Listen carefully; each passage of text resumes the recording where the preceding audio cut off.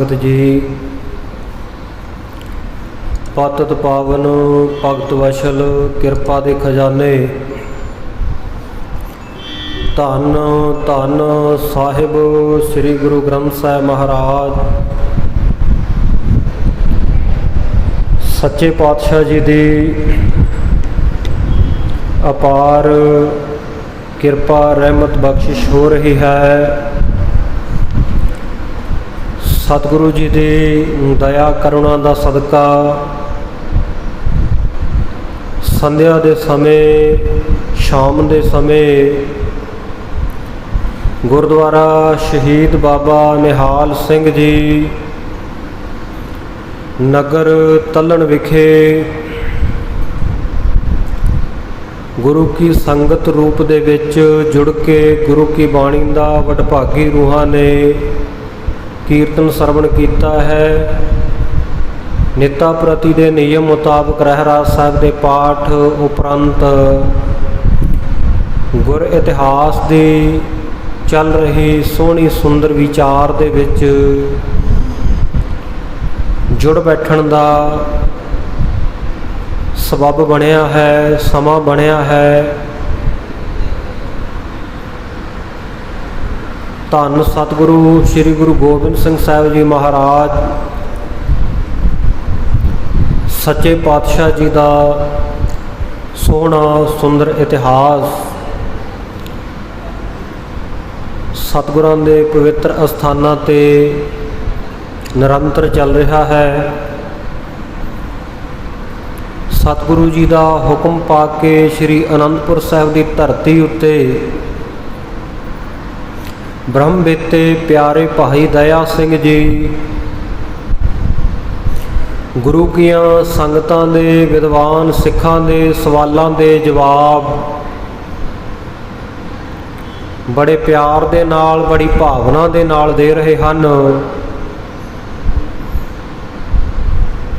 ਪਿਛਲੇ ਕਿੰਨੇ ਹੀ ਪ੍ਰਸੰਗਾਂ ਦੇ ਵਿੱਚ ਆਪਾਂ ਸੁਣਿਆ, ਬੀਤੇ ਕੱਲ ਜਿਸ ਪ੍ਰਸੰਗ ਦੀ ਸਮਾਪਤੀ ਹੋਈ, ਗੁਰਮਤਿ ਦੇ ਸਾਧਨ ਕੀ ਹਨ, ਗੁਰਮਤਿ ਨੂੰ ਧਾਰਨ ਕਿਵੇਂ ਕਰੀਦਾ ਹੈ, ਗੁਰੂ ਦੀ ਮੱਤ ਨੂੰ ਕਿਵੇਂ ਲਈਦਾ ਹੈ,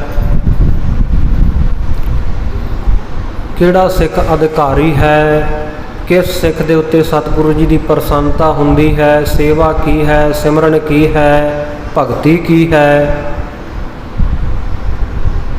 ਔਰ ਇਸ ਤਰ੍ਹਾਂ ਸੇਵਾ ਸਿਮਰਨ ਭਗਤੀ ਕਰਦਿਆਂ ਕਰਦਿਆਂ ਜਦੋਂ ਗੁਰੂ ਕੇ ਸਿੱਖ ਦਾ ਅੰਤःਕਰਨ ਮਨ ਬੁੱਧੀ ਸ਼ੁੱਧ ਹੋ ਜਾਂਦੀ ਹੈ, ਨਿਰਮਲ ਹੋ ਜਾਂਦੀ ਹੈ, ਉਸ ਵੇਲੇ ਉਹਨੂੰ ਜਿਹੜੇ ਗਿਆਨ ਦੇ ਬ੍ਰਹਮ ਗਿਆਨ ਪ੍ਰਾਪਤ ਕਰਨ ਦੇ 4 ਸਾਧਨ ਹੈ, ਉਹਨਾਂ ਨੂੰ ਆਪਣੇ ਤੌਰ 'ਤੇ ਅਪਣਾਉਣ ਦੀ ਲੋੜ ਨਹੀਂ ਹੁੰਦੀ। ਗੁਰੂ ਦੀ ਕਿਰਪਾ ਦੇ ਨਾਲ ਇਹ 4 ਸਾਧਨਾਂ ਦੇ ਸੰਯੁਕਤ ਹੋ ਜਾਂਦਾ ਹੈ। ਬੈਰਾਗ, ਵਿਵੇਕ, ਖਟ ਸੰਪਤੀ, ਮੋਖ ਇੱਛਾ, ਇਹਨਾਂ 4 ਸਾਧਨਾਂ ਨੂੰ ਗੁਰੂ ਕਾ ਸਿੱਖ ਸਤਿਗੁਰੂ ਜੀ ਦੀ ਮਿਹਰ ਦਾ ਸਦਕਾ ਪ੍ਰਾਪਤ ਕਰ ਲੈਂਦਾ ਹੈ। ਔਰ ਗੁਰੂ ਦੀ ਜਿਹੜੀ ਗਿਰਾ ਹੈ, ਗੁਰੂ ਦੀ ਬਾਣੀ ਹੈ, ਇਹਦੇ ਨਾਲ ਜੁੜਨਾ ਹੀ, ਇਹਨੂੰ ਵਿਚਾਰਨਾ, ਇਹਨੂੰ ਮੰਨਣਾ, ਇਹਨੂੰ ਜੀਵਨ ਦੇ ਵਿੱਚ ਅਪਣਾਉਣਾ ਗੁਰੂ ਕੇ ਸਿੱਖਾਂ ਵਾਸਤੇ ਸਤਿਗੁਰ ਸੱਚੇ ਪਾਤਸ਼ਾਹ ਜੀ ਨੇ ਸੁਖਾਲਾ ਸਾਧਨ ਦੱਸਿਆ, ਸੌਖਾ ਸਾਧਨ ਦੱਸਿਆ ਹੈ, ਜਿਸ ਦੇ ਰਾਹੀਂ ਗੁਰੂ ਕਾ ਸਿੱਖ ਬ੍ਰਹਮ ਗਿਆਨ ਦੀ ਪ੍ਰਾਪਤੀ ਕਰ ਸਕਦਾ ਹੈ, ਜੀਵ ਈਸ਼ ਦੀ ਏਕਤਾ ਹੋ ਸਕਦੀ ਹੈ, ਉਸ ਬ੍ਰਹਮ ਦੇ ਵਿੱਚ ਮਿਲ ਸਕਦਾ ਹੈ। ਸੋ ਐਸਾ ਸ਼ੁਭ ਉਪਦੇਸ਼ ਸਤਿਗੁਰੂ ਜੀ ਦੇ ਹੁਕਮ ਨੂੰ ਮੰਨ ਕੇ ਪਿਆਰੇ ਭਾਈ ਦਇਆ ਸਿੰਘ ਜੀ ਗੁਰੂ ਕੀਆਂ ਸੰਗਤਾਂ ਨੂੰ ਸਰਵਣ ਕਰਵਾ ਰਹੇ ਹਨ। ਜਿਵੇਂ ਪਿਆਰੇ ਭਾਈ ਦਇਆ ਸਿੰਘ ਜੀ ਅੱਗੇ ਜੋ ਪ੍ਰਸੰਗ ਅੱਜ ਆਰੰਭ ਹੋ ਰਿਹਾ ਹੈ, ਤਿਸ ਦੇ ਵਿੱਚ ਬ੍ਰਹਮ ਗਿਆਨ ਦਾ ਉਪਦੇਸ਼ ਬਖਸ਼ਿਸ਼ ਕਰ ਰਹੇ ਹਨ। ਕਿਉਂਕਿ ਜਦੋਂ ਸਾਖੀ ਚੱਲਦੀ ਹੋਵੇ, ਸਿੱਧਾ ਸਟੀਕ ਇਤਿਹਾਸ ਚੱਲਦਾ ਹੋਵੇ ਤੇ ਹਰ ਇੱਕ ਨੂੰ ਸੌਖਿਆਂ ਸਮਝ ਆ ਜਾਂਦੀ ਹੈ, ਪਰ ਪੰਜਵੀਂ ਰੁੱਤ ਦੇ ਵਿੱਚ ਇਹ ਕੁਝ ਕੁ ਪ੍ਰਸੰਗ ਜਿਹੜੇ ਲਾਸਟ ਵਾਲੇ, ਅਖੀਰ ਵਾਲੇ, ਸਮਾਪਤੀ ਵਾਲੇ ਇੱਦਾਂ ਦੇ ਹੈ ਜਿਨ੍ਹਾਂ ਨੂੰ ਬਹੁਤ ਹੀ ਸੂਖਮ ਬੁੱਧੀ ਕਰਕੇ ਸਮਝਣ ਦੀ ਲੋੜ ਹੈ। ਔਰ ਗੁਰੂ ਕਿਰਪਾ ਕਰੇ ਤਾਂ ਸਮਝਾਉਣ ਵਾਲਾ ਸਮਝਾ ਸਕਦਾ ਹੈ, ਔਰ ਗੁਰੂ ਦੀ ਹੀ ਕਿਰਪਾ ਹੋਵੇ ਤਾਂ ਸਮਝਣ ਵਾਲਾ ਸਮਝ ਸਕਦਾ ਹੈ। ਅਸਲ ਵਿੱਚ ਤਾਂ ਇਹ ਬ੍ਰਹਮ ਗਿਆਨ ਦਾ ਉਪਦੇਸ਼, ਜਿਸ ਨੇ ਬ੍ਰਹਮ ਗਿਆਨ ਦੀ ਪ੍ਰਾਪਤੀ ਕਰ ਲਈ ਹੈ, ਉਹੀ ਸੰਪੂਰਨ ਇਸ ਦਾ ਕਥਨ ਕਰ ਸਕਦਾ ਹੈ, ਸੰਪੂਰਨ ਸਮਝਾ ਸਕਦਾ ਹੈ। ਪਰ ਆਪਾਂ ਫਿਰ ਵੀ ਗੁਰੂ ਕਿਰਪਾ ਨੂੰ ਪ੍ਰਾਪਤ ਕਰਕੇ ਬੋਲਣ ਦਾ ਔਰ ਸੁਣਨ ਦਾ ਸਾਰਿਆਂ ਨੇ ਯਤਨ ਕਰਨਾ ਹੈ, ਤਾਂ ਕਿ ਜੋ ਬ੍ਰਹਮ ਦਾ ਗਿਆਨ ਹੈ ਇਹਦੇ ਬਾਬਤ ਸਾਨੂੰ ਕੁਝ ਕੁ ਸੋਝੀ ਪੈ ਜਾਵੇ। ਸਾਨੂੰ ਸਿਰਫ ਪੱਗ ਡੰਡੀ ਦਾ ਹੀ ਪਤਾ ਲੱਗ ਜਾਏ ਵੀ ਆਹ ਉੱਧਰ ਨੂੰ ਜਾਂਦੀ ਹੈ ਉਸ ਰਾਹ ਨੂੰ, ਤਾਂ ਕਿ ਕਦੇ ਗੁਰੂ ਕਿਰਪਾ ਕਰੇ ਅਸੀਂ ਵੀ ਉਸ ਰਾਹ ਦੇ ਪਾਂਧੀ ਬਣ ਸਕੀਏ। ਆਓ ਬੜੇ ਪਿਆਰ ਦੇ ਨਾਲ ਸਰਵਣ ਕਰੀਏ, ਜਿਵੇਂ ਪਿਆਰੇ ਭਾਈ ਦਇਆ ਸਿੰਘ ਜੀ ਗੁਰੂ ਕੀਆਂ ਸੰਗਤਾਂ ਨੂੰ ਬ੍ਰਹਮ ਗਿਆਨ ਦਾ ਉਪਦੇਸ਼ ਬਖਸ਼ਿਸ਼ ਕਰ ਰਹੇ ਹਨ। ਮਨ ਬਿਰਤੀਆਂ ਨੂੰ ਇਕਾਗਰ ਕਰਕੇ ਜੁੜੀਏ ਜੀ। ਮਨ ਬਿਰਤੀਆਂ ਦੀ ਇਕਾਗਰਤਾ ਦੇ ਲਈ ਇੱਕ ਵਾਰੀ ਦੋਵੇਂ ਹੱਥ ਸਤਿਗੁਰੂ ਦੇ ਚਰਨਾਂ ਵਿੱਚ ਜੋੜ ਕੇ ਸੀਸ ਨੂੰ ਝੁਕਾਉਂਦੇ ਹੋਏ ਉਚਾਰਨ ਕਰੋ, ਸਤਨਾਮ ਸ੍ਰੀ ਵਾਹਿਗੁਰੂ ਜੀ। ਸਤਨਾਮ ਸ੍ਰੀ ਵਾਹਿਗੁਰੂ ਸਾਹਿਬ ਜੀ। ਤੋਹਿਰਾ ਕਾਰਨ ਸਾਧਨ ਪਾਏ ਕੈ। ਪਿਆਰੇ ਭਾਈ ਦਇਆ ਸਿੰਘ ਜੀ ਗੁਰੂ ਕੀਆਂ ਸੰਗਤਾਂ ਨੂੰ ਸ਼ੁਭ ਉਪਦੇਸ਼, ਬ੍ਰਹਮ ਗਿਆਨ ਦਾ ਉਪਦੇਸ਼ ਬਖਸ਼ਿਸ਼ ਕਰਦਿਆਂ ਹੋਇਆਂ ਬਚਨ ਕਹਿ ਰਹੇ ਹਨ ਕਿ ਗਿਆਨ ਦੀ ਪ੍ਰਾਪਤੀ ਵਾਸਤੇ ਜਿਹੜੇ ਚਾਰੇ ਸਾਧਨ ਹਨ, ਇਹਨਾਂ ਚਾਰੇ ਸਾਧਨਾਂ ਨੂੰ ਪਾਏ ਕੇ ਕਹੀਏ ਪ੍ਰਾਪਤ ਕਰਕੇ ਸਤਿਗੁਰ ਸਰਨ ਸਦਾਈ। ਜਦੋਂ ਗੁਰੂ ਕਾ ਸਿੱਖ ਸਤਿਗੁਰ ਸਰਨ ਸਦਾਏ, ਸਤਿਗੁਰ ਸੱਚੇ ਗੁਰੂ ਦੀ ਸ਼ਰਨ ਦੇ ਵਿੱਚ ਸਦਾਏ ਚਲਿਆ ਜਾਵੇ, ਪਹੁੰਚ ਜਾਵੇ। ਕਿਉਂਕਿ ਦੁਨੀਆ ਦੇ ਉੱਤੇ ਗੁਰੂ ਬਹੁਤ ਕਹਾਉਂਦੇ ਹੈ, ਥਾਂ ਥਾਂ ਡੇਰੇ ਖੋਲ੍ਹੇ ਹੋਏ ਹੈ, ਪਰ ਹਰ ਇੱਕ ਗੁਰੂ ਕਹਾਉਣ ਵਾਲਾ ਸਤਿਗੁਰੂ ਨਹੀਂ ਹੁੰਦਾ।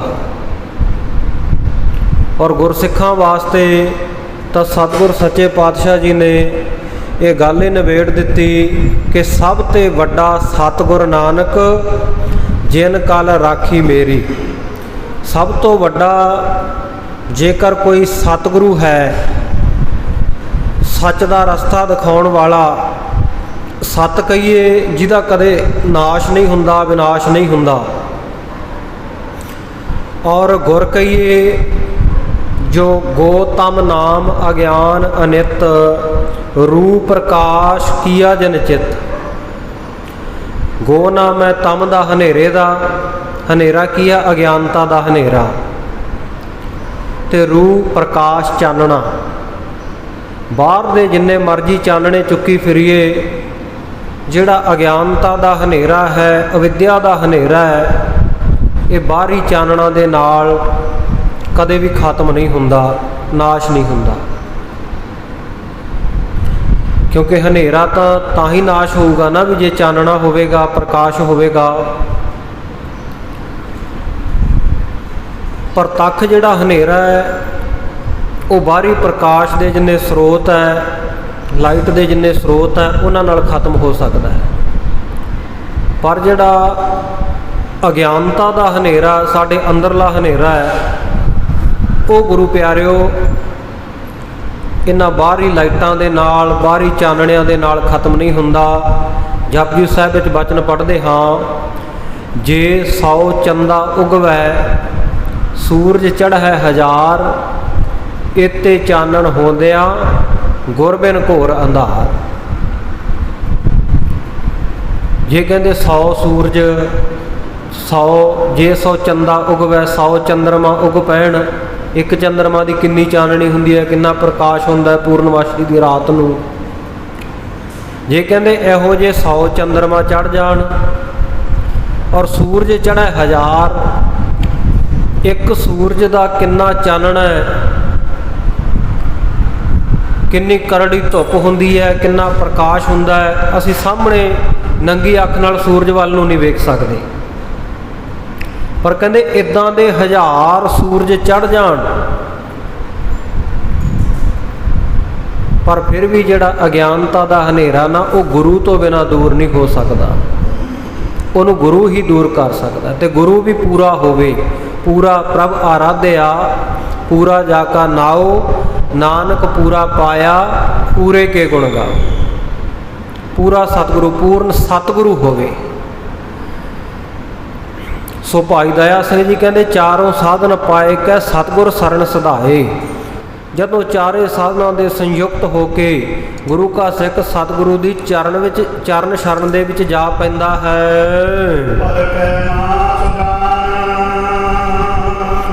ਪਰਖੈ ਮਹਾ ਸੁਜਾਨ ਤਬ। ਉਸ ਵੇਲੇ ਜਿਹੜੇ ਮਹਾ ਸੁਜਾਨ, ਸਿਆਣਿਆਂ ਤੋਂ ਵੀ ਬਹੁਤ ਜ਼ਿਆਦਾ ਸਿਆਣੇ ਸਤਿਗੁਰੂ ਹਨ। ਬ੍ਰਹਮ ਵਿਦਿਆ ਸਿਖਾਈ। ਗੁਰੂ ਕੇ ਸਿੱਖ ਨੂੰ ਬ੍ਰਹਮ ਦੀ ਵਿਦਿਆ ਸਿਖਾਲ ਦਿੰਦੇ ਹਨ। ਚਾਰ ਪ੍ਰਕਾਰ ਹੈ ਬ੍ਰਹਮ ਗਿਆਨ। ਔਰ ਜਿਹੜਾ ਬ੍ਰਹਮ ਗਿਆਨ ਹੈ, ਇਹ ਕਹਿੰਦੇ 4 ਪ੍ਰਕਾਰ ਹਨ, ਇਹਦੇ 4 ਕਿਸਮਾਂ ਹਨ। ਉਹ ਕਿਵੇਂ ਕਿਵੇਂ 4 ਕਿਸਮਾਂ ਕਿਹੜੀਆਂ? ਕਹਿੰਦੇ ਸ਼ਰਵਣ, ਮੰਨਣ ਤੇ ਨਿਧਿਆਸਨ। ਇਹ 3 ਦੱਸ ਦਿੱਤੇ ਪਹਿਲਾਂ। ਸ਼ਰਵਣ ਕਹੀਏ ਸੁਣ ਕੇ, ਸ਼ਰਵਣ ਕਰਕੇ। ਮੰਨਣ ਜੋ ਸੁਣਿਆ ਉਹਨੂੰ ਮੰਨ ਕਰਕੇ, ਤੇ ਨਿਧਿਆਸਨ ਜੋ ਮੰਨ ਲਿਆ ਉਹਨੂੰ ਜੀਵਨ ਦੇ ਵਿੱਚ ਅਪਣਾ ਕੇ। ਨਿਧਿਆਸਨ ਉਹਦਾ ਬਾਰੰਬਾਰ ਆਰਾਧਨ ਕਰਕੇ। ਸੋ ਇਹ ਸ਼ਰਵਣ, ਮੰਨਣ, ਨਿਧਿਆਸਨ 3 ਪ੍ਰਕਾਰ ਹਨ। ਔਰ ਚੌਥਾ ਜੋ ਗੁਰੂ ਸਾਹਿਬ ਜੀ ਕਹਿੰਦੇ ਆ, ਉਹ ਹੈ ਸਾਖਿਆਤਕਾਰ। ਸੋ ਇਹ 4 ਪ੍ਰਕਾਰ ਦਾ ਬ੍ਰਹਮ ਗਿਆਨ ਹੈ। ਔਰ ਕਹਿੰਦੇ ਜਿਸ ਬ੍ਰਹਮ ਗਿਆਨ ਨੂੰ ਪਾ ਕੇ ਕਹੀਏ ਪ੍ਰਾਪਤ ਕਰਕੇ, ਜਿਸ ਬ੍ਰਹਮ ਗਿਆਨ ਨੂੰ ਪ੍ਰਾਪਤ ਕਰਕੇ ਨਾ ਜਗ ਮੈਂ ਬਹਿ। ਗੁਰੂ ਕਾ ਸਿੱਖ ਜਿਹੜਾ ਵੀ ਜੀਵ ਇਸ ਬ੍ਰਹਮ ਗਿਆਨ ਦੀ ਪ੍ਰਾਪਤੀ ਕਰ ਲੈਂਦਾ ਹੈ, ਉਹ ਜਗਤ ਦੇ ਵਿੱਚ, ਸੰਸਾਰ ਸਮੁੰਦਰ ਦੇ ਵਿੱਚ ਵਹਿੰਦਾ ਨਹੀਂ, ਰੁੜਦਾ ਨਹੀਂ ਹੈ।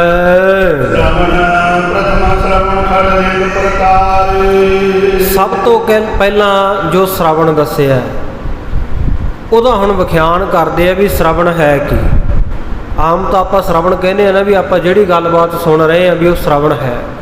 ਪਰ ਵਿਦਾਂਤ ਦੇ ਵਿੱਚ ਜੋ ਸ਼ਰਵਣ ਦੇ ਅੱਗੇ ਪ੍ਰਕਾਰ ਦੱਸੇ ਆ, ਵੀ ਕਿੰਨੇ ਪ੍ਰਕਾਰ ਦਾ ਸ਼ਰਵਣ ਕਰਨਾ ਹੈ, ਕਿੰਨੇ ਪ੍ਰਕਾਰ ਦਾ ਸੁਣਨਾ ਹੈ, ਔਰ ਕਿਹੜਾ ਸੁਣਨਾ ਸਫਲਾ ਹੈ।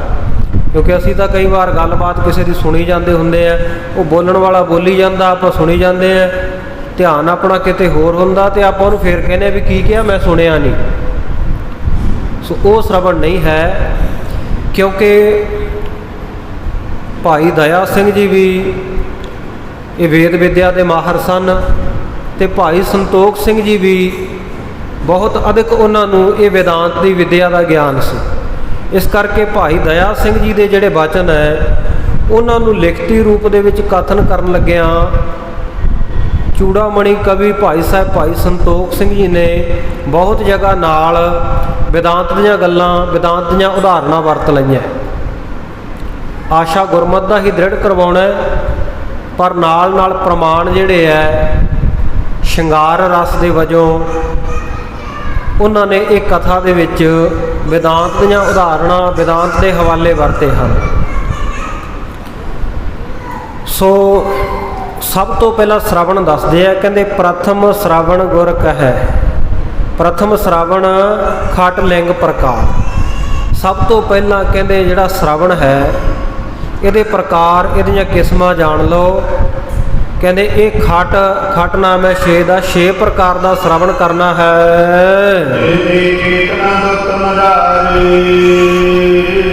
ਜਿਸ ਕਰਕੇ ਕਹਿੰਦੇ ਜਿਸ ਸ਼ਰਵਣ ਦੇ ਕਰਕੇ ਚੇਤਨ ਅਦੁੱਤ ਮਝਾਰ, ਜਿਹੜਾ ਚੇਤਨ ਹੈ ਉਹ ਅਦੁੱਤੀ ਹੈ। ਚੇਤਨ ਕੀ ਹੈ? ਇੱਕ ਬ੍ਰਹਮ ਚੇਤਨ ਹੈ, ਬਾਕੀ ਤਾਂ ਸਭ ਜੜ ਹੈ। ਸੋ ਜਿਹੜਾ ਬ੍ਰਹਮ ਹੈ ਉਹ ਐਸਾ ਚੇਤਨ ਹੈ ਕਿ ਉਹ ਅਦੁੱਤੀ ਹੈ, ਉਹਦੇ ਵਰਗਾ ਦੂਜਾ ਹੋਰ ਕੋਈ ਨਹੀਂ। ਅਦੁੱਤੀ ਉਸ ਵਸਤੂ ਨੂੰ ਕਹਿੰਦੇ ਹੈ ਜਿਸ ਵਰਗਾ ਕੋਈ ਦੂਜਾ ਨਾ ਹੋਵੇ, ਅਤੇ ਜੇਕਰ ਦੂਜਾ ਹੋਵੇ ਉਹੋ ਜਿਹਾ ਹੀ ਤਾਂ ਉਹ ਫਿਰ ਦੁੱਤੀ ਕਿਹਾ ਜਾਂਦਾ।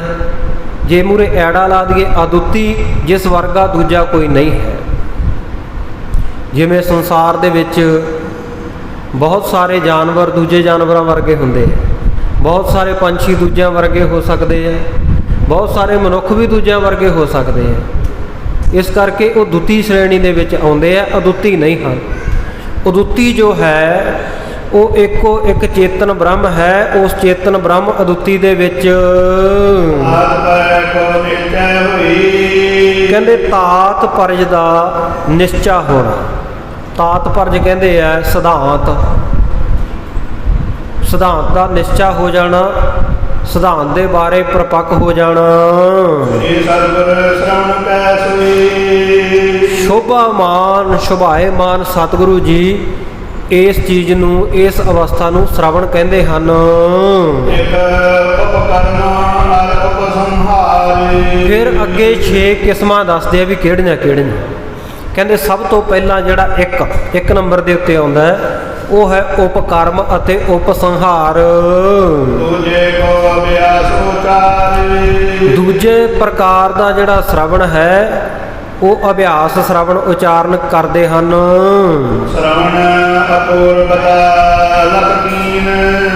ਤੇ ਜਿਹੜਾ ਤੀਜਾ ਲੱਖਣ ਹੈ, ਤੀਜਾ ਪ੍ਰਕਾਰ ਹੈ, ਤੀਜਾ ਜਾਣ ਲਓ। ਕਹਿੰਦੇ ਤੀਜੇ ਪ੍ਰਕਾਰ ਦਾ ਜਿਹੜਾ ਸ਼ਰਵਣ ਇਹ ਅਪੂਰਵਤਾ ਹੈ। ਫਿਰ ਕਹਿੰਦੇ ਚੌਥਾ ਜਿਹੜਾ ਹੈ ਉਹ ਸ਼ਰਵਣ ਫਲ ਹੈ। ਤੇ ਫਿਰ ਪੰਜਵਾਂ ਜਿਹੜਾ ਕਹਿੰਦੇ ਅਰਥਵਾਦ ਕੋ ਚੀਨ, ਅਰਥਵਾਦ ਨੂੰ ਜਾਣ ਲਵੋ। ਇਸ ਪ੍ਰਕਾਰ ਖਸ਼ਟਮ ਕਹੀਏ ਛੇਵਾਂ ਜਿਹੜਾ ਉਚਾਰਨ ਕੀਤਾ ਹੈ ਉਹ ਕਹਿੰਦੇ ਉਪਪਤੀ ਸ਼ਰਵਣ ਹੈ।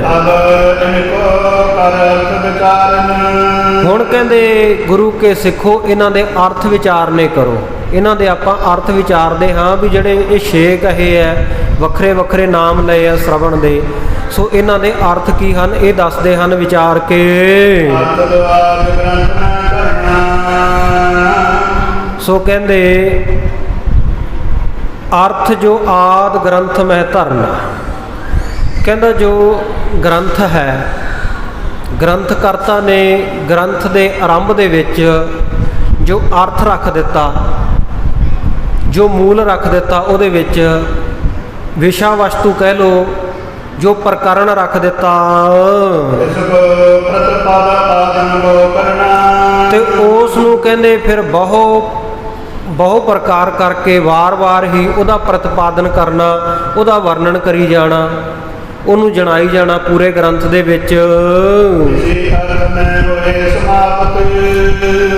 ਔਰ ਜਿਸ ਅਰਥ ਦੇ ਵਿੱਚ ਜਿਸ ਪ੍ਰਕਰਨ ਨੂੰ ਲੈ ਕੇ ਗ੍ਰੰਥ ਦੀ ਸ਼ੁਰੂਆਤ ਹੋਈ ਹੈ, ਪੂਰੇ ਗ੍ਰੰਥ ਦੇ ਵਿੱਚ ਵੀ ਵਾਰ-ਵਾਰ ਉਹਦਾ ਵਰਣਨ ਕਰੀ ਜਾਣਾ, ਔਰ ਉਸੇ ਅਰਥ ਨੂੰ, ਉਸੇ ਭਾਵ ਨੂੰ, ਉਸੇ ਪ੍ਰਕਰਨ ਨੂੰ ਲੈ ਕੇ ਗ੍ਰੰਥ ਦੀ ਸਮਾਪਤੀ ਹੋ ਜਾਣੀ।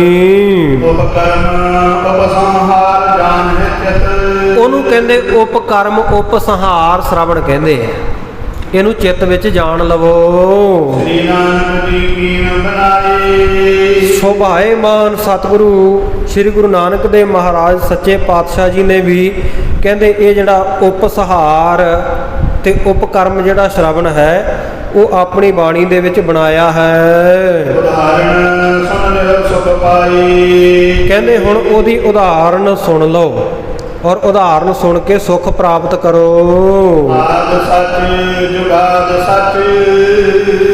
ਜੋ ਸਤਿਗੁਰੂ ਸੱਚੇ ਪਾਤਸ਼ਾਹ ਜੀ ਨੇ ਜਪਜੀ ਸਾਹਿਬ ਦੇ ਆਰੰਭ ਦੇ ਵਿੱਚ ਆਖਿਆ ਹੈ, ਆਦ ਸੱਚ ਜੁਗਾਦ ਸੱਚ, ਕਿ ਉਹ ਵਾਹਿਗੁਰੂ ਪਰਮੇਸ਼ਰ ਇੱਕ ਸਿਧਾਂਤ, ਇੱਕ ਸੂਤਰ ਦੇ ਦਿੱਤਾ ਨਾ ਗੁਰੂ ਗ੍ਰੰਥ ਸਾਹਿਬ ਦੇ ਵਿੱਚ, ਵੀ ਪੂਰੇ ਗੁਰੂ ਗ੍ਰੰਥ ਸਾਹਿਬ ਦੇ ਵਿੱਚ ਇਹੀ ਵਰਣਨ ਹੈ।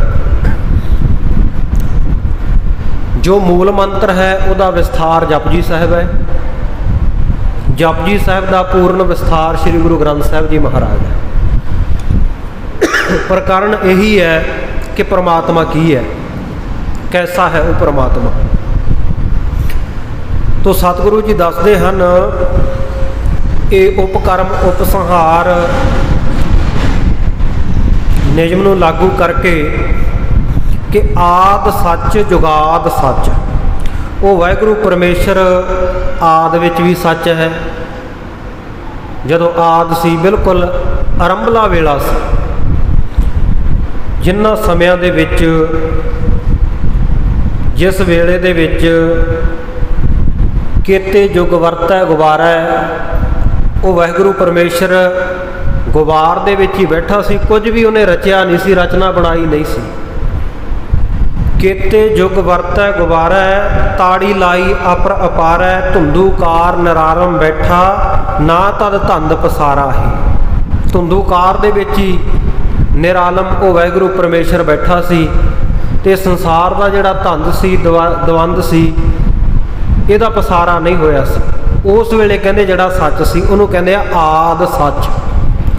ਤੇ ਫਿਰ ਅੱਗੇ ਕਹਿੰਦੇ ਆ ਜੁਗਾਦ ਸੱਚ, ਜੋ ਯੁੱਗਾਂ ਦੇ ਆਦ ਵਿੱਚ, ਯੁੱਗਾਂ ਦੇ ਆਰੰਭਤਾ ਵੇਲੇ ਜਦੋਂ ਯੁੱਗ ਸ਼ੁਰੂ ਹੋਏ ਆ, ਜੁਗਾਦਿਕ ਗਿਣੇ ਜਾਣ ਲੱਗੇ ਆ, ਜੁਗਾਦ ਸ਼ੁਰੂ ਹੋਇਆ, ਉਹਨਾਂ ਸਮਿਆਂ ਵਿੱਚ ਵੀ ਜੋ ਸੱਚ ਹੈ, ਸੱਚ ਸੀ। ਹੈ ਵੀ ਸੱਚ ਨਾਨਕ ਹੋਸੀ ਵੀ ਸੱਚ। ਔਰ ਜਿਹੜਾ ਵਾਹਿਗੁਰੂ ਪਰਮੇਸ਼ਰ ਹੁਣ ਵੀ ਸੱਚ ਹੈ ਤੇ ਹੋਸੀ ਵੀ ਸੱਚ, ਆਉਣ ਵਾਲੇ ਸਮੇਂ ਦੇ ਵਿੱਚ ਵੀ ਅੰਤ ਤੱਕ ਵੀ ਜਿਹੜਾ ਸੱਚ ਹੋਵੇਗਾ। ਕਹੋ ਭਈ ਆਦ ਜਗਤ ਕੋ ਸੱਚ ਦਿਖਾਇਓ। ਸੋ ਸਤਿਗੁਰੂ ਜੀ ਨੇ ਇਹਨਾਂ ਤੁਕਾਂ ਦੇ ਵਿੱਚ ਜਗਤ ਦਾ ਜਿਹੜਾ ਆਦ ਹੈ ਉਹਦੇ ਵਿੱਚ ਸੱਚ ਦਾ ਵਰਣਨ ਕੀਤਾ ਹੈ ਕਿ ਉਹ ਪਰਮਾਤਮਾ ਸੱਚ ਕਿਵੇਂ ਸੀ ਉਹਨਾਂ ਸਮਿਆਂ ਵਿੱਚ, ਅੰਤਕਾਲ ਕੋ ਸੱਚ ਬਤਾਇਓ। ਔਰ ਅੰਤ ਕਾਲ ਨੂੰ ਵੀ ਉਹ ਸੱਚ ਹੋਵੇਗਾ, ਹੋਸੀ ਵੀ ਸੱਚ। ਸੋ ਅੰਤ ਕਾਲ ਵੇਲੇ ਵੀ ਉਹ ਸੱਚ ਹੋਵੇਗਾ, ਇਹ ਵੀ ਦੱਸ ਦਿੱਤਾ ਹੈ। ਆਦ ਅੰਤ ਮੈਂ ਬਣਿਓ ਏਕ। ਹੁਣ ਆਦ ਵਿੱਚ ਤੇ ਅੰਤ ਵਿੱਚ ਜੇ ਆਪਾਂ ਇਹਨਾਂ ਤੁਕਾਂ ਦੇ ਵਿੱਚ ਦੇਖੀਏ ਨਾ, ਆਦ ਸੱਚ ਜੁਗਾਦ ਸੱਚ, ਹੈ ਵੀ ਸੱਚ, ਨਾਨਕ ਹੋਸੀ ਵੀ ਸੱਚ। ਇਹਦੇ ਆਰੰਭ ਦੇ ਵਿੱਚ ਵੀ ਸੱਚ ਦੀ ਗੱਲ ਕੀਤੀ ਹੈ, ਔਰ ਅੰਤਲੇ ਸਮੇਂ ਵੀ ਅੰਤ ਦੇ ਵਿੱਚ ਵੀ ਸੱਚ ਦੀ ਗੱਲ ਕੀਤੀ ਹੈ। ਸ਼ੁਰੂ ਵਿੱਚ ਕਿਹਾ ਆਦ ਸੱਚ, ਤੇ ਲਾਸਟ ਵਿੱਚ ਕਹਿ ਦਿੱਤਾ ਨਾਨਕ ਹੋਸੀ ਵੀ ਸੱਚ। ਸੋ ਆਦ ਵਿੱਚ ਵੀ ਔਰ ਅੰਤ ਦੇ ਵਿੱਚ ਵੀ ਜਿਹੜਾ ਇੱਕੋ ਹੀ ਪ੍ਰਕਰਨ ਰੱਖਿਆ ਗਿਆ, ਔਰ ਵਿੱਚ ਵੀ ਉਹੀ ਪ੍ਰਕਰਨ ਚੱਲਿਆ, ਉਹ ਸੱਚ ਦੀ ਗੱਲ ਦੱਸੀ ਹੈ ਵੀ ਜੁਗਾਦ ਸੱਚ ਹੈ ਵੀ ਸੱਚ ਹੈ। ਸੋ ਇਸ ਪ੍ਰਕਾਰ ਕਹਿੰਦੇ ਜਿਹੜਾ ਇੱਕ ਪ੍ਰਕਰਨ ਸ਼ੁਰੂ ਕੀਤਾ ਜਾਵੇ, ਇੱਕ ਤਾਤਪਰਯ, ਇੱਕ ਸਿਧਾਂਤ ਲੈ ਕੇ ਜੋ ਗ੍ਰੰਥ ਦੀ ਰਚਨਾ ਕੀਤੀ ਜਾਵੇ, ਉਹ ਸ਼ੁਰੂ ਵਿੱਚ ਵੀ ਉਹੀ ਵਰਣਨ ਆਵੇ, ਵਿਚਕਾਰ ਵੀ ਉਹਦੇ ਉਹੀ ਆਵੇ, ਤੇ ਅੰਤ ਦੇ ਉੱਤੇ ਸਮਾਪਤੀ 'ਤੇ ਵੀ ਆਵੇ, ਉਹਨੂੰ ਉਪਸੰਹਾਰ ਤੇ ਉਪਕਰਮ ਕਹਿੰਦੇ ਹੈ।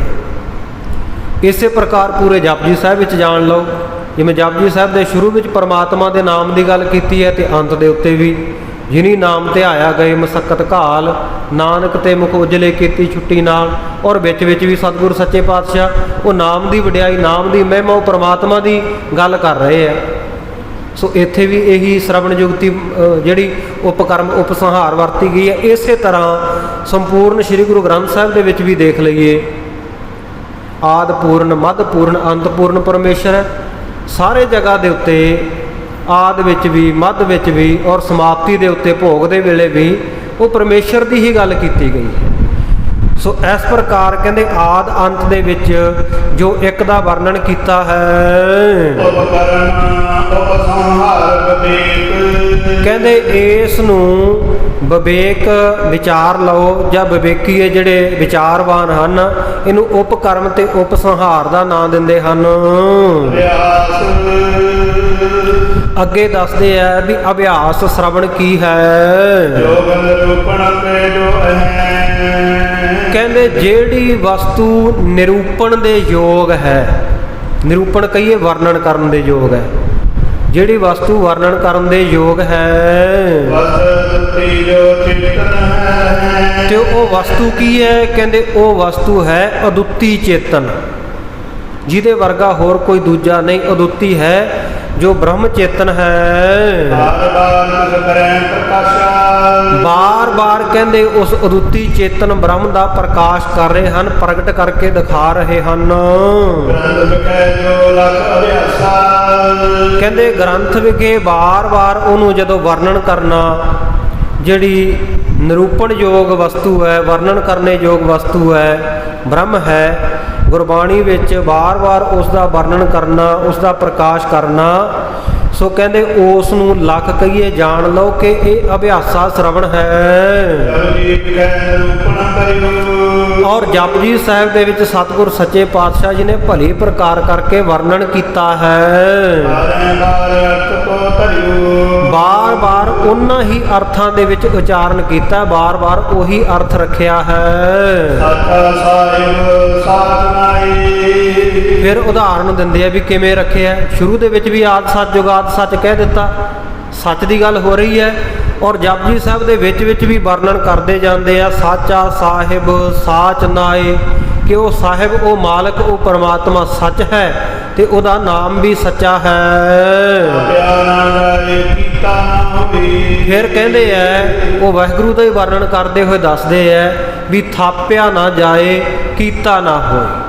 ਉਹ ਵਾਹਿਗੁਰੂ ਪਰਮੇਸ਼ਰ ਕਿਸੇ ਦਾ ਥਾਪਿਆ ਹੋਇਆ ਨਹੀਂ। ਜਿਵੇਂ ਆਪਾਂ ਥਾਪ ਦਿੰਦੇ ਆ ਨਾ, ਕਿਸੇ ਡੇਰੇ ਦਾ ਸ਼੍ਰੀ ਮਹੰਤ ਥਾਪ ਦਿੱਤਾ, ਉਹਨੂੰ ਪੱਗ ਦੇ ਦਿੱਤੀ ਤੇ ਆਪਾਂ ਕਹਿੰਦੇ ਵੀ ਇਹ ਫਲਾਣੇ ਦੀ ਜਗ੍ਹਾ ਤੇ ਹੁਣ ਇਹ ਹੋਊਗਾ, ਉਹ ਥਾਪ ਦਿੱਤਾ। ਪਿੰਡ ਦਾ ਸਰਪੰਚ ਆਪਾਂ ਥਾਪ ਦਿੰਦੇ ਆ, ਪੰਚ ਆਪਾਂ ਥਾਪ ਦਿੰਦੇ ਆ, ਪਰ ਉਹ ਵਾਹਿਗੁਰੂ ਪਰਮੇਸ਼ਰ ਕਿਸੇ ਦਾ ਥਾਪਿਆ ਨਹੀਂ ਹੋਇਆ। ਉਹਨੂੰ ਥਾਪੀ ਦੇ ਕੇ ਨਹੀਂ ਕਿਸੇ ਨੇ ਤੋਰਿਆ ਹੋਇਆ ਵੀ ਹਾਂ ਵੀ ਤੂੰ ਆਹ ਡਿਊਟੀ ਕਰ। ਥਾਪਿਆ ਨਾ ਜਾਏ, ਉਹ ਵਾਹਿਗੁਰੂ ਪਰਮੇਸ਼ਰ ਥਾਪਿਆ ਨਹੀਂ ਜਾ ਸਕਦਾ। ਔਰ ਕੀਤਾ ਨਾ ਹੋਏ, ਜਿਵੇਂ ਬਾਕੀ ਤਾਂ ਸਾਰੇ ਕੀਤੇ ਹੀ ਹੁੰਦੇ ਆ ਨਾ, ਕਿਸੇ ਨੇ ਕੋਈ ਬਣਾਇਆ ਹੁੰਦਾ ਹੈ, ਕੋਈ ਘੜਾ ਉਹਨੂੰ ਘੁਮਿਆਰ ਬਣਾਉਂਦਾ ਹੈ, ਕੋਈ ਹੋਰ ਕੋਈ ਮਸ਼ੀਨਰੀ ਆ ਉਹਨੂੰ ਉਹਦਾ ਮਿਸਤਰੀ ਮਕੈਨਿਕ ਬਣਾਉਂਦਾ। ਈਵਨ ਜਿਹੜਾ ਸਾਡਾ ਮਨੁੱਖੀ ਸਰੀਰ ਹੈ ਇਹ ਵੀ ਮਾਤਾ ਪਿਤਾ ਤੋਂ ਹੀ ਬਣਦਾ ਨਾ, ਅਸੀਂ ਤਾਂ ਕੀਤੇ ਹੋਏ ਹੈ। ਪਰ ਉਹ ਵਾਹਿਗੁਰੂ ਪਰਮੇਸ਼ਰ ਨਾ ਤਿਸ ਬਾਪ ਨਾ ਤਿਸ ਮਾਇਆ। ਸੋ ਉਹ ਵਾਹਿਗੁਰੂ ਪਰਮੇਸ਼ਰ ਦਾ ਨਾ ਕੋਈ ਮਾਂ ਨਾ ਕੋਈ ਪਿਓ ਹੈ, ਇਸ ਕਰਕੇ ਉਹ ਥਾਪਿਆ ਵੀ ਨਹੀਂ ਹੋਇਆ ਤੇ ਕਿਸੇ ਦਾ ਕੀਤਾ ਹੋਇਆ ਵੀ ਨਹੀਂ ਹੈ। ਇਤਿਆਦਿਕ ਬਹੁਤ ਸਾਰੀਆਂ ਹੋਰ ਪੌੜੀਆਂ ਦੇ ਵਿੱਚ ਜਪਜੀ ਸਾਹਿਬ ਅੰਦਰ ਸਤਿਗੁਰੂ ਸੱਚੇ ਪਾਤਸ਼ਾਹ ਗੁਰੂ ਨਾਨਕ ਦੇਵ ਮਹਾਰਾਜ ਜੀ ਨੇ ਉਸ ਸੱਚ ਦਾ ਵਰਣਨ ਕੀਤਾ ਹੈ। ਉਸ ਸੱਚ ਨੂੰ ਬਾਰ-ਬਾਰ ਚਿਤਾਰਿਆ ਹੈ, ਬਾਰ-ਬਾਰ ਦੱਸਿਆ ਹੈ। ਔਰ ਜਿਹੜਾ ਸੱਚ ਨੂੰ ਵਰਣਨ ਕਰਨ ਦੇ ਨਾਲ, ਜਿਸ ਸੱਚ ਨੂੰ ਜਾਣਨ ਦੇ ਨਾਲ ਸੁੱਖ ਪਾਏ, ਗੁਰੂ ਕੇ ਸਿੱਖੋ ਸੁੱਖ ਦੀ ਪ੍ਰਾਪਤੀ ਹੁੰਦੀ ਹੈ। ਅੱਗੇ ਦੱਸਦੇ ਹਨ ਕਿ ਅਪੂਰਵਤਾ ਕੀ ਹੈ। ਅਪੂਰਵਤਾ ਲੱਛਣ ਦਾ ਵਿਸਥਾਰ ਕਰਦੇ ਹਨ।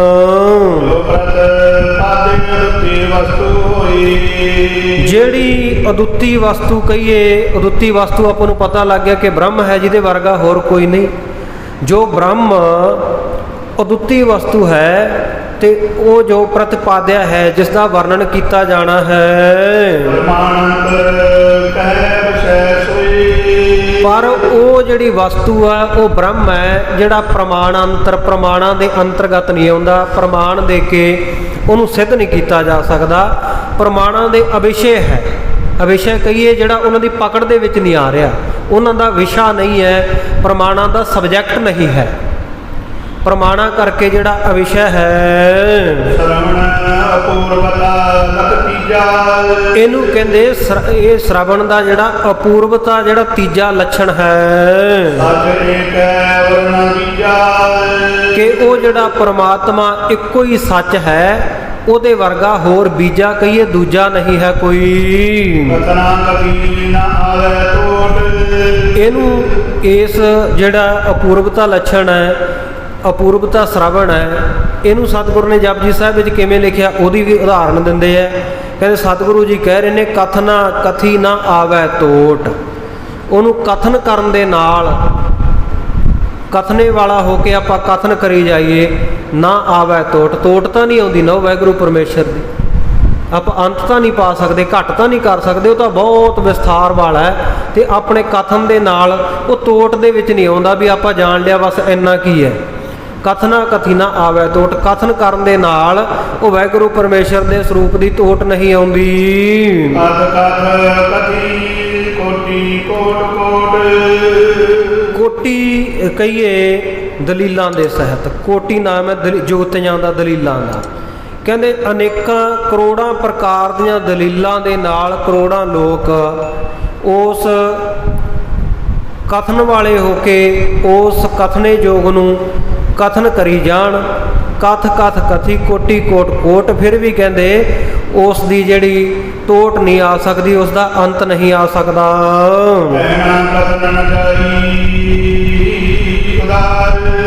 ਸੋ ਕਹਿੰਦੇ ਕਹਿਣ ਦੇ ਨਾਲ ਉਹ ਕਥਨ ਦੇ ਵਿੱਚ ਨਹੀਂ ਆਉਂਦਾ ਸ੍ਰੇਸ਼ਟ ਪਰਮਾਤਮਾ। ਔਰ ਵਾਰਿਆ ਨਾ ਜਾਵਾ ਏਕ ਵਾਰ, ਕਹਿੰਦੇ ਏਕ ਵਾਰ, ਵਾਰ ਨਾਮ ਹੈ ਵਾਲ ਦਾ।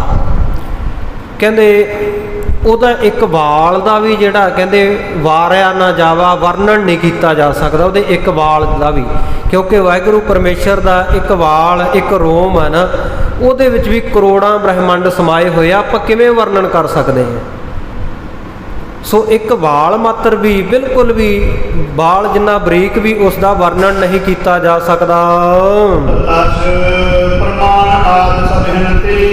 ਇਸ ਪ੍ਰਕਾਰ ਕਹਿੰਦੇ ਜਿਹੜੇ ਖਟ ਪ੍ਰਮਾਣ ਹੁੰਦੇ ਆ ਨਾ, 6 ਪ੍ਰਕਾਰ ਦੇ ਪ੍ਰਮਾਣ, ਸੋ ਉਹਨਾਂ ਦੁਆਰਾ ਜਿਵੇਂ ਪ੍ਰਤੱਖ ਪ੍ਰਮਾਣ ਹੈ, ਅਨੁਮਾਨ ਪ੍ਰਮਾਣ ਹੈ, ਉਪਮਾਨ ਪ੍ਰਮਾਣ ਹੈ, ਇਸੇ ਤਰ੍ਹਾਂ ਸ਼ਬਦ ਪ੍ਰਮਾਣ ਹੈ, ਅਰਥਾ ਪ੍ਰਤੀ ਪ੍ਰਮਾਣ ਹੈ, ਇਤਿਆਦਿਕ ਜਿਹੜੇ 6 ਪ੍ਰਮਾਣ ਹੈ, ਇਹਨਾਂ ਦਾ ਵਿਸਥਾਰ ਅਗਲੇ ਅਧਿਆਏ ਦੇ ਵਿੱਚ ਆਵੇਗਾ, ਆਪਾਂ ਖੋਲ੍ਹ ਕੇ ਉੱਥੇ ਵਿਚਾਰਾਂਗੇ। ਸੋ ਇੱਥੇ ਥੋੜ੍ਹਾ ਜਿਹਾ ਵੀ ਜਿਹੜੇ ਇਹ ਪ੍ਰਮਾਣ ਆ ਨਾ, ਪ੍ਰਮਾਣਾਂ ਦੇ ਸਹਿਤ ਉਹ ਵਾਹਿਗੁਰੂ ਪਰਮੇਸ਼ਰ ਦਾ ਵਰਣਨ ਨਹੀਂ ਕੀਤਾ ਜਾ ਸਕਦਾ, ਪ੍ਰਮਾਣਾਂ ਦੇ ਵਿੱਚ ਨਹੀਂ ਆਉਂਦਾ। ਜਿਵੇਂ ਆਪਾਂ ਪ੍ਰਤੱਖ ਪ੍ਰਮਾਣ ਨਾ ਤਾਂ ਪ੍ਰਤੱਖ ਰੂਪ ਵਿੱਚ ਕਹਿ ਸਕਦੇ ਹਾਂ ਕਿ ਉਹ ਵਾਹਿਗੁਰੂ ਕਿਸ ਤਰ੍ਹਾਂ ਦਾ, ਅਤੇ ਨਾ ਹੀ ਅਨੁਮਾਨ ਦੇ ਨਾਲ ਹੀ ਦੱਸਿਆ ਜਾ ਸਕਦਾ ਵੀ ਜਿਵੇਂ ਆਪਾਂ ਅਨੁਮਾਨ ਲਾ ਲੈਂਦੇ ਹਾਂ ਵੀ ਜਿੱਥੇ ਧੂੰਆਂ ਨਿਕਲਦਾ ਉੱਥੇ ਅੱਗ ਜ਼ਰੂਰ ਹੋਏਗੀ। ਪਰਮਾਤਮਾ ਦਾ ਇੱਥੇ ਆਪਾਂ ਦੱਸ ਤਾਂ ਨਹੀਂ ਸਕਦੇ ਨਾ, ਉਹਦੇ ਬਾਰੇ ਅਨੁਮਾਨ ਨਹੀਂ ਲਾਇਆ ਜਾ ਸਕਦਾ ਕੋਈ ਵੀ। ਇਸੇ ਤਰ੍ਹਾਂ ਪ੍ਰਤੱਖ, ਅਨੁਮਾਨ ਅਤੇ ਉਪਮਾਨ। ਉਪਮਾਨ ਕਹਿੰਦੇ ਆ ਵੀ ਕਿਸੇ ਚੀਜ਼ ਦੇ ਨਾਲ ਉਪਮੇ ਦੀ ਉਪਮਾ ਦੇ ਦੇਣੀ ਵੀ ਉਹ ਇਹਦੇ ਵਰਗਾ ਹੈ। ਜਿਵੇਂ ਕਈ ਵਾਰ ਸ਼ਿੰਗਾਰ ਰਸ ਵਰਣਨ ਕਰਦਿਆਂ ਹੋਇਆਂ ਕਵੀ ਕਿਸੇ ਸੋਹਣੇ ਮੁਖੜੇ ਦੀ ਗੱਲ ਕਰਦੇ ਹੋਣ ਤਾਂ ਇਹ ਕਹਿੰਦੇ ਆ ਵੀ ਚੰਦ ਵਰਗਾ ਮੁਖੜਾ ਹੈ, ਮਤਲਬ ਜਿਵੇਂ ਚੰਦ ਸੋਹਣਾ ਉਸ ਤਰ੍ਹਾਂ ਦਾ ਮੁਖੜਾ। ਚੰਦ ਦੇ ਨਾਲ ਉਹਨੂੰ ਉਪਮਾਨ ਦੇ ਦਿੱਤੀ ਨਾ, ਉਪਮਾ ਦੇ ਦਿੱਤੀ। ਅਤੇ ਵਾਹਿਗੁਰੂ ਪਰਮੇਸ਼ਰ ਨੂੰ ਆਪਾਂ ਕਿਹਦੇ ਵਰਗਾ ਕਹਾਂਗੇ, ਉਹ ਉਪਮਾਨ ਪ੍ਰਮਾਣ ਦੇ ਵਿੱਚ ਵੀ ਨਹੀਂ ਆਉਂਦਾ। ਸੋ ਇਸੇ ਪ੍ਰਕਾਰ ਸ਼ਬਦ ਦੇ ਵਿੱਚ ਵੀ ਨਹੀਂ ਉਹਨੂੰ ਬਿਆਨ ਕੀਤਾ ਜਾ ਸਕਦਾ। ਅੱਗੇ ਫਿਰ ਜਿਹੜਾ ਫਲ ਸ਼੍ਰਵਣ ਹੈ ਉਹ ਚੱਲਿਆ ਹੈ। ਫਲ ਸ਼੍ਰਵਣ ਦੱਸਦੇ ਹਨ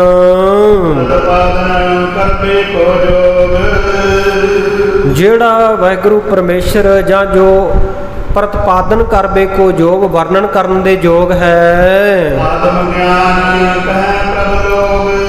ਉਹਨੂੰ ਕਹਿੰਦੇ ਪ੍ਰਭੂ ਦੇ ਲੋਕ ਆਤਮ ਗਿਆਨੀ ਜਿਹੜੇ ਉਹ ਦੱਸਦੇ ਹੈ ਵੀ ਇੱਕ ਆਤਮ ਗਿਆਨ ਹੈ ਨਾ ਜਿਹੜਾ, ਉਹੀ ਵਰਣਨ ਕਰਨ ਯੋਗ ਹੈ, ਉਹੀ ਪ੍ਰਤਪਾਦਨ ਕਰਨ ਦੇ ਯੋਗ ਹੈ। ਤੇ ਉਸੇ ਗਿਆਨ ਦਾ, ਉਸੇ ਬ੍ਰਹਮ ਗਿਆਨ ਦਾ ਜੋ ਅਨੁਸ਼ਠਾਨ ਕਰਨਾ ਹੈ, ਚਿੰਤਨ ਕਰਨਾ ਹੈ, ਉਸ ਬ੍ਰਹਮ ਦਾ ਸੇਵਨਾ ਕਰਨਾ ਹੈ।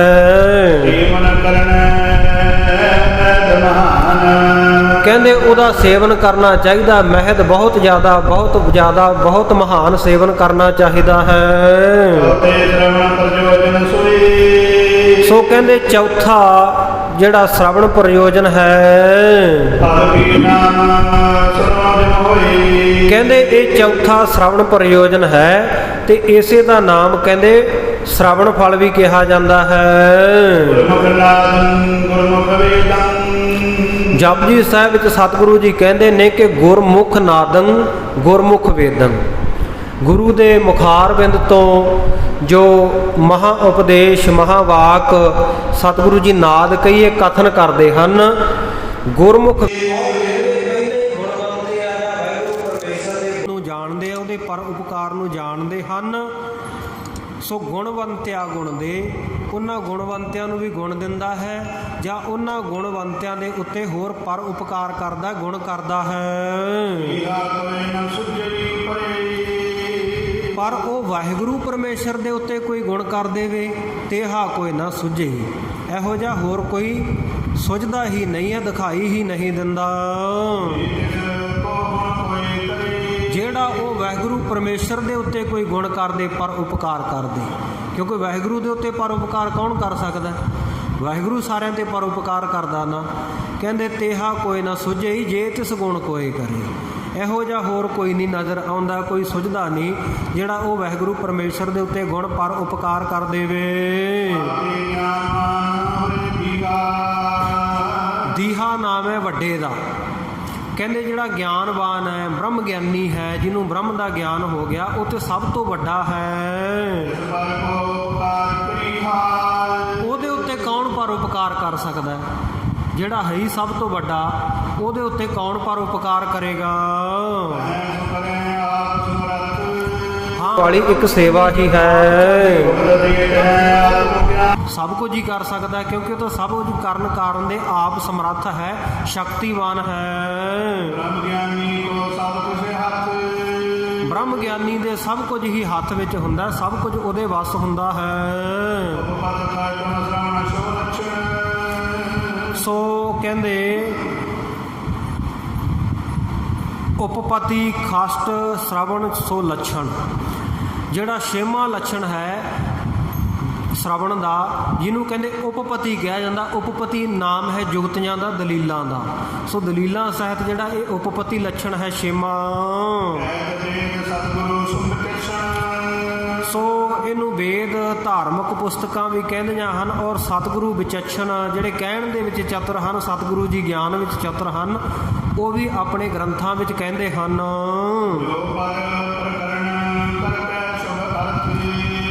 ਸੋ ਜਿਸ ਪ੍ਰਕਾਰਨ ਕਰਕੇ ਸ਼ੁਭ ਅਰਥ ਰੱਖਿਆ ਗਿਆ ਹੈ, ਔਰ ਪ੍ਰਤਿਪਾਦਨ ਕਹੀਏ ਵਰਣਨ ਕਰਨ ਦੇ ਜਿਹੜਾ ਯੋਗ ਹੈ, ਸਮਰੱਥ ਹੈ, ਜਿਹੜਾ ਪ੍ਰਕਰਨ ਰੱਖਿਆ ਹੈ ਗ੍ਰੰਥ ਦੇ ਵਿੱਚ। ਸੋ ਉਹਦੇ ਅਰਥ ਨੂੰ ਕਹਿੰਦੇ ਜਿਹੜਾ ਪ੍ਰਤਿਪਾਦਨ ਕਰਨਾ ਹੈ, ਵਰਣਨ ਕਰਨ ਦੇ ਜਿਹੜਾ ਸਮਰੱਥ ਹੈ, ਉਸੇ ਅਰਥ ਨੂੰ ਸਿੱਧ ਕਰਨ ਦੇ ਵਿੱਚ, ਉਸੇ ਹੀ ਪ੍ਰਕਰਨ ਦੇ ਵਿੱਚ ਜਿਹੜੀ ਕਹਿੰਦੇ ਜੁਗਤੀ ਵਰਤੀ ਜਾਂਦੀ ਹੈ, ਉਹਨੂੰ ਕਹਿੰਦੇ ਸ਼ਰਵਣ ਦੀ ਜੁਗਤੀ ਕਿਹਾ ਜਾਂਦਾ। ਉਪਪਤੀ ਉਹਨੂੰ ਸ਼ਰਵਣ ਦੀ ਇਹ ਛੇਵੀਂ ਜੁਗਤੀ ਉਪਪਤੀ ਜਾਂ ਦਲੀਲ ਦੀ ਜੁਗਤੀ ਕਿਹਾ ਜਾਂਦਾ ਹੈ। ਜੋ ਸਾਲਾਹੀ ਸਲਾਹੁਣ ਯੋਗ ਵਾਹਿਗੁਰੂ ਹੈ, ਉਸ ਨੂੰ ਸਾਲਾਹੇ, ਉਹਨੂੰ ਸਲਾਹੁਣਾ ਕਰੀਏ, ਉਹਦੀ ਸਿਫਤ ਵਡਿਆਈ ਕਰੀਏ। ਕਦੋਂ ਤੱਕ ਕਰੀਏ ਭਾਈ ਉਹਦੀ ਵਡਿਆਈ? ਜਦੋਂ ਤੱਕ ਕਹਿੰਦੇ ਏਤੀ ਸੁਰਤ ਨਾ ਪਾਈ ਹੈ। ਏਤੀ ਨਾਮ ਹੈ ਇਤੀ ਦਾ, ਸਮਾਪਤੀ ਦਾ। ਜਦੋਂ ਤੱਕ ਸਾਡੀ ਸੁਰਤੀ ਦੀ ਸਮਾਪਤੀ ਨਾ ਹੋ ਜਾਵੇ, ਸਾਡੀ ਸੁਰਤੀ ਉਸ ਬ੍ਰਹਮ ਦੇ ਵਿੱਚ ਲੀਨ ਨਾ ਹੋ ਜਾਵੇ, ਉਦੋਂ ਤੱਕ ਸਲਾਹੁਣ ਯੋਗ ਵਾਹਿਗੁਰੂ ਨੂੰ ਸਲਾਹੁਣਾ ਚਾਹੀਦਾ, ਉਹਦੀ ਉਸਤਤ ਕਰਨੀ ਚਾਹੀਦੀ ਹੈ। ਫਿਰ ਕਹਿੰਦੇ ਜਿਵੇਂ ਨਦੀਆਂ ਅਤੇ ਵਾਹਾ, ਨਦੀਆਂ ਜਿਹੜੀਆਂ ਪ੍ਰਤੱਖ ਨਦੀਆਂ ਦਰਿਆ ਵਗਦੇ ਆ, ਤੇ ਵਾਹ ਛੋਟੇ ਛੋਟੇ ਨਾਲੇ ਆ ਜਿਹੜੇ ਨਦੀਆਂ ਤੋਂ ਛੋਟੇ ਆ, ਵਾੜੇ ਵਗਦੇ ਹਨ। ਕਹਿੰਦੇ ਜਿੰਨੀ ਦੇਰ ਤੱਕ ਪਵੈ ਸਮੁੰਦ ਨਾ ਜਾਣੀਐ, ਕਹਿੰਦੇ ਜਿੰਨੀ ਦੇਰ ਤੱਕ ਇਹ ਸਮੁੰਦਰ ਦੇ ਵਿੱਚ ਪੈਂਦੇ ਨਹੀਂ ਨਾ, ਉਨੀ ਦੇਰ ਤੱਕ ਤਾਂ ਇਹ ਜਾਣੇ ਹੀ ਜਾਂਦੇ ਆ ਵੀ ਆਹ ਨਦੀ ਹੈ, ਆਹ ਵਾੜਾ ਨਾਲਾ ਹੈ, ਉਨੀ ਦੇਰ ਤੱਕ ਇਹ ਜਾਣੇ ਜਾਂਦੇ ਹਨ। ਇਸੇ ਪ੍ਰਕਾਰ ਦੂਜਾ ਅਰਥ ਹੋਵੇਗਾ ਪਵੈ ਸਮੁੰਦ ਨਾ ਜਾਣੀਆ। ਪਹਿਲਾਂ ਨਾਂ ਦੇ ਉੱਤੇ ਵਿਸ਼ਰਾਮ ਲਾ ਕੇ ਅਰਥ ਕਰਾਂਗੇ, ਪਵੈ ਸਮੁੰਦ ਨਾ, ਸਮੁੰਦਰ ਵਿੱਚ ਪੈਂਦੇ ਨਹੀਂ, ਜਾਣੀਆ ਉਦੋਂ ਤੱਕ ਜਾਣੇ ਜਾਂਦੇ ਆ ਵੀ ਆਹ ਨਦੀ ਆ, ਆਹ ਨਾਲਾ। ਔਰ ਦੂਜਾ ਅਰਥ ਬਣੇਗਾ ਪਵੈ ਸਮੁੰਦ ਨਾ ਜਾਣੀਆ। ਜਦੋਂ ਪੈ ਜਾਂਦੇ ਹਨ ਸਮੁੰਦਰ ਦੇ ਵਿੱਚ ਜਾ ਕੇ ਮਿਲ ਜਾਂਦੇ ਹਨ, ਉਸ ਵੇਲੇ ਜਾਣੇ ਨਹੀਂ ਜਾਂਦੇ ਵੀ ਆਹ ਨਦੀ ਹੈ ਤੇ ਆਹ ਨਾਲਾ, ਕਿਉਂਕਿ ਸਮੁੰਦਰ ਵਿੱਚ ਜਾ ਕੇ ਤਾਂ ਸਭ ਕੁਝ ਸਮੁੰਦਰ ਦਾ ਰੂਪ ਹੀ ਹੋ ਜਾਂਦਾ ਨਾ। ਉੱਥੇ ਨਦੀ ਦੀ ਹੋਂਦ ਨਹੀਂ ਰਹਿੰਦੀ ਔਰ ਨਾਲਿਆਂ ਦੀ ਹੋਂਦ ਨਹੀਂ ਰਹਿੰਦੀ, ਸਭ ਕੁਝ ਸਮੁੰਦਰ ਰੂਪ ਹੋ ਜਾਂਦਾ ਹੈ। ਸੋ ਇਸੇ ਪ੍ਰਕਾਰ ਜਿਹੜਾ ਸ਼ਾਹ ਵਾਹਿਗੁਰੂ ਪਰਮੇਸ਼ਰ ਹੈ ਉਹ ਸਮੁੰਦਰ ਦੀ ਤਰ੍ਹਾਂ ਹੈ, ਔਰ ਸਮੁੰਦਰ ਜਿਹੜਾ ਅਥਾਹ ਹੈ।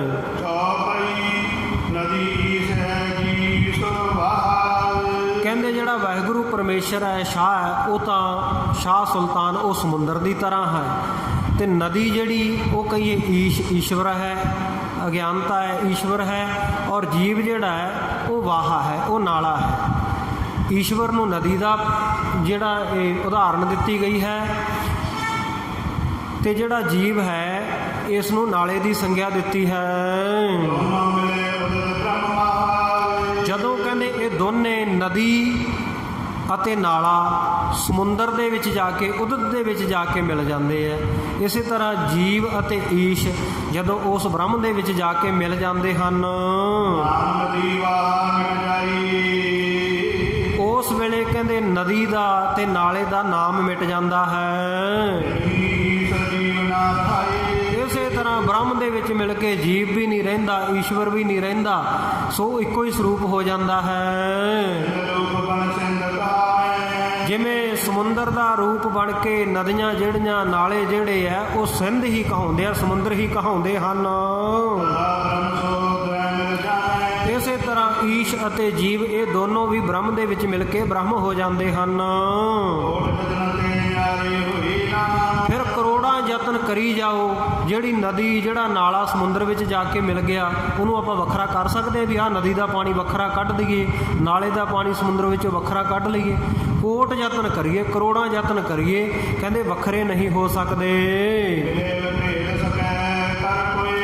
ਤੇ ਇਸੇ ਤਰ੍ਹਾਂ ਜੀਵ ਈਸ਼ ਜਦੋਂ ਉਹ ਬ੍ਰਹਮ ਦੇ ਵਿੱਚ ਮਿਲ ਗਏ ਸੋ ਅਭੇਦ ਹੋ ਗਏ, ਉਹਨਾਂ ਨੂੰ ਕੋਈ ਵਿਭੇਦਨ ਨਹੀਂ ਕਰ ਸਕਦਾ, ਵੱਖਰੇ ਨਹੀਂ ਕਰ ਸਕਦਾ।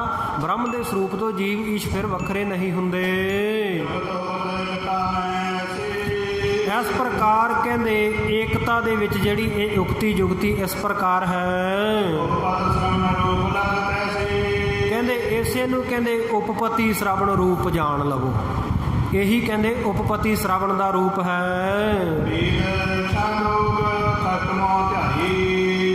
ਜਿਹੜਾ ਕਹਿੰਦੇ ਵੇਦ ਦਾ ਹਿੱਸਾ ਅੱਗੇ ਸੁਰਤੀਆਂ ਹਨ, ਉਪਵੇਦ ਹਨ, ਉਹਨਾਂ ਵਿੱਚੋਂ ਕਹਿੰਦੇ ਜਿਹੜਾ ਛੰਦੋਗ ਹੈ, ਸੋ ਛੰਦੋਗ ਦਾ ਜਿਹੜਾ ਖਸ਼ਟਮ ਅਧਿਆਏ 6ਵਾਂ ਅਧਿਆਏ ਹੈ, ਉਹਦੇ ਵਿੱਚ ਕਹਿੰਦੇ ਛੰਦੋਗ ਉਪਨਿਸ਼ਦ ਦੇ ਵਿੱਚ ਵੇਦਾਂ ਦਾ ਜਿਹੜਾ ਭਾਗ ਉਪਨਿਸ਼ਦਾਂ ਨਾ, ਉਪਵੇਦ ਵੀ ਇਹਨਾਂ ਨੂੰ ਕਹਿੰਦੇ ਆ। ਸੋ ਕਹਿੰਦੇ ਇਹਦੇ 6ਵੇਂ ਅਧਿਆਏ ਦੇ ਵਿੱਚ ਛੰਦੋਗ ਉਪਨਿਸ਼ਦ ਦੇ ਵਿੱਚ ਇਹ 6 ਪ੍ਰਕਾਰ ਦਾ ਜਿਹੜਾ ਸ਼ਰਵਣ ਦੀਆਂ ਕਿਸਮਾਂ ਦੱਸੀਆਂ ਹਨ। ਉਸੇ ਚੀਜ਼ ਨੂੰ ਕਹਿੰਦੇ ਸਤਿਗੁਰੂ ਸੱਚੇ ਪਾਤਸ਼ਾਹ ਗੁਰੂ ਨਾਨਕ ਦੇਵ ਮਹਾਰਾਜ ਜੀ ਨੇ ਜਪਜੀ ਸਾਹਿਬ ਵਿੱਚ ਦਿਖਾ ਦਿੱਤਾ ਹੈ। ਉਹ ਕਿਵੇਂ ਦੱਸਿਆ ਕਿ 4 ਪੌੜੀਆਂ ਸਤਿਗੁਰੂ ਜੀ ਨੇ ਸ਼ਰਵਣ ਦੀਆਂ ਬਣਾਈਆਂ। ਸੁਣਿਆ ਸਿੱਧ ਪੀਰ ਸੁਰਨਾਥ, ਸੁਣਿਆ ਧਰਤ ਧਵਲ ਆਕਾਸ਼, ਸੁਣਿਆ ਈਸ਼ਰ ਬਰਮਾ ਇੰਦ, ਸੁਣਿਆ ਸਤ ਸੰਤੋਖ ਗਿਆਨ, ਸੁਣਿਆ ਸਰਾ ਗੁਣਾ ਕੇ ਗਾਹ। ਇਹ 4 ਪੌੜੀਆਂ ਜਪਜੀ ਸਾਹਿਬ ਦੇ ਵਿੱਚ ਸਤਿਗੁਰੂ ਨਾਨਕ ਦੇਵ ਮਹਾਰਾਜ ਜੀ ਨੇ ਸ਼ਰਵਣ ਰੂਪ ਦੀਆਂ ਹੀ ਦੱਸੀਆਂ ਹਨ। ਸੋ ਇਹਨਾਂ ਦੇ ਵਿੱਚ ਸਤਿਗੁਰੂ ਸੱਚੇ ਪਾਤਸ਼ਾਹ ਜੀ ਨੇ ਕੇਵਲ ਸ਼ਰਵਣ ਦਾ ਮਹਾਤਮ ਦਿਖਾਇਆ, ਸ਼ਰਵਣ ਦਾ ਫਲ ਦੱਸਿਆ ਵੀ ਸ਼ਰਵਣ ਕਰਨ ਦੇ ਨਾਲ ਪ੍ਰਾਪਤੀ ਕੀ ਹੁੰਦੀ ਹੈ, ਪਰ ਸ਼ਰਵਣ ਦਾ ਰੂਪ ਨਹੀਂ ਦੱਸਿਆ, ਸ਼ਰਵਣ ਦਾ ਲੱਛਣ ਨਹੀਂ ਦੱਸਿਆ ਵੀ ਸ਼ਰਵਣ ਕਹਿੰਦੇ ਕਿਹਨੂੰ ਹੈ, ਸਿਰਫ ਮਹਾਤਮ ਹੀ ਵਰਣਨ ਕੀਤਾ ਹੈ। ਸੋ ਜਿਹੜੇ ਇਹ ਖਟ ਰੂਪ ਹੈ, 6 ਰੂਪ ਆ ਸ਼ਰਵਣ ਦੇ, ਉਹ ਕਹਿੰਦੇ ਅਸੀਂ ਇੱਥੇ ਕਵੀ ਜੀ ਕਹਿੰਦੇ ਮੈਂ ਇੱਥੇ ਪ੍ਰਗਟ ਕਰਕੇ ਦਿਖਾ ਦਿੱਤੇ ਹਨ।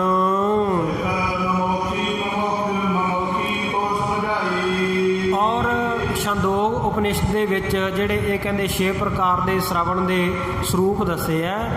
ਇਹ ਕਹਿੰਦੇ ਜਿਹੜਾ ਕੋਈ ਮੁਮੁਖਿਊ ਹੈ, ਮੁਕਤੀ ਦਾ ਜਗਿਆਸੂ ਹੈ, ਮੁਕਤੀ ਪ੍ਰਾਪਤ ਕਰਨ ਵਾਲਾ ਸਿੱਖ ਹੈ, ਉਸ ਨੂੰ ਸਮਝਾਏ ਹਨ, ਉਸ ਨੂੰ ਸਮਝਾ ਦਿੱਤੇ ਹਨ। ਤੇ ਗੁਰੂ ਕੇ ਸਿੱਖੋ ਜਿਹੜਾ ਵੀ ਕੋਈ ਮੁਕਤੀ ਪ੍ਰਾਪਤੀ ਦਾ ਇੱਛੁਕ ਹੈ ਨਾ, ਕਹਿੰਦੇ ਉਹਦੇ ਵਾਸਤੇ ਵੀ ਅਸੀਂ ਇੱਥੇ ਕਥਾ ਦੇ ਵਿੱਚ ਇਸ ਪ੍ਰਸੰਗ ਦੇ ਵਿੱਚ ਇਹਨਾਂ ਦਾ ਲੱਛਣ ਵੀ ਵਰਣਨ ਕਰ ਦਿੱਤਾ ਹੈ। ਔਰ ਜਪਜੀ ਸਾਹਿਬ ਜੋ ਸਤਿਗੁਰੂ ਨਾਨਕ ਦੇਵ ਮਹਾਰਾਜ ਸੱਚੇ ਪਾਤਸ਼ਾਹ ਜੀ ਨੇ ਇਹਨਾਂ ਦਾ ਸ਼ਰਵਣ ਦਾ ਮਹਾਤਮ ਵੀ ਵਰਣਨ ਕਰ ਦਿੱਤਾ ਹੈ। ਸੋ ਇੱਥੋਂ ਤੱਕ ਜਿਹੜਾ ਬ੍ਰਹਮ ਗਿਆਨ ਦਾ ਪਹਿਲਾ ਭਾਗ ਹੈ, ਪਹਿਲੀ ਕਿਸਮ ਹੈ ਸ਼ਰਵਣ, ਉਹ ਵਰਣਨ ਹੋ ਗਈ ਹੈ। ਅੱਗੇ ਮੰਨਣ ਦਾ ਵਿਸਥਾਰ ਕਰਨਗੇ। ਮੰਨਣ ਕਿੰਨੇ ਕਿਸਮ ਦਾ ਹੈ, ਕੀ ਲੱਛਣ ਹਨ, ਫਿਰ ਉਸ ਤੋਂ ਬਾਅਦ ਨਿਧਿਆਸਣ ਦਾ, ਉਸ ਤੋਂ ਬਾਅਦ ਸਾਖਿਆਤਕਾਰ ਜੋ ਬ੍ਰਹਮ ਗਿਆਨ ਹੈ ਉਸ ਦਾ ਦੱਸਣਗੇ। ਸੋ ਕਥਾ ਵਿਚਾਰਾਂ ਦੌਰਾਨ ਹੋਈਆਂ ਬੇਅੰਤ ਭੁੱਲਾਂ ਦੀ ਸਮੂਹ ਸੰਗਤਾਂ ਨੇ ਖਿਮਾ ਬਖਸ਼ਿਸ਼ ਕਰਨੀ। ਗਰੀਬ ਨਵਾਜ਼ ਸੱਚੇ ਪਾਤਸ਼ਾਹ ਕਿਰਪਾ ਕਰਨ, ਸਮੱਤ ਬਖਸ਼ਿਸ਼ ਕਰਨ। ਸਮਾਪਤੀ ਦੀਆਂ ਤੁਕਾਂ ਪੜ੍ਹ ਕੇ ਅਰਦਾਸ ਵਿੱਚ ਹਾਜ਼ਰੀ ਲਵਾਈਏ ਜੀ। ਸੋ